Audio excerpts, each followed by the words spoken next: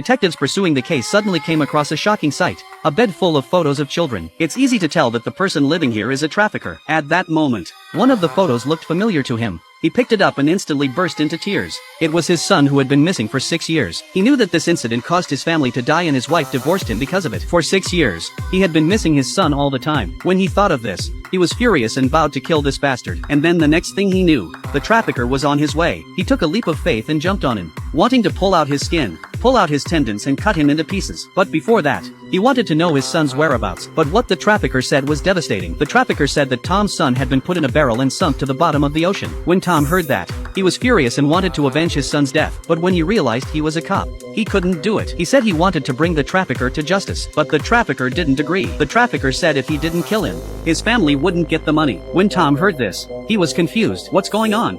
The trafficker said that the photos were given to him by someone else, and that Tom's son was also sent to the bottom of the sea by someone else, so that his family could get a lot of money. Tom realized that he was being set up and asked the man who was behind it. Unbeknownst to him, the man had been overwhelmed by the money and grabbed the gun and accidentally killed himself. And this scene is exactly what the prophet predicted who would want to do this to himself, and also 6 years in advance of the layout. It wasn't until Paul arrived on the scene that the truth emerged. Paul realized that these photos were intentionally placed on the bed. Imagine what kind of murderer would leave evidence of his crime like that. That's why he suspected that Tom had been framed. Then he realized that Tom's accident happened after the drowning was discovered. So Paul immediately reviewed the drowning video, including Anna's recollection from her friend, and he discovered a shocking secret. The images of the twin prophets were different from Anna's, except that the ripples in the lake were in a different direction. He immediately reported this discovery to his superiors. Carter suspected that there were 2 cases and that someone had obviously exploited a loophole in the system. Someone had copied the previous case and used the same method to kill people in an attempt to evade justice. Unbeknownst to him, it was Carter who was behind the murders. Seeing that the secret was about to be discovered,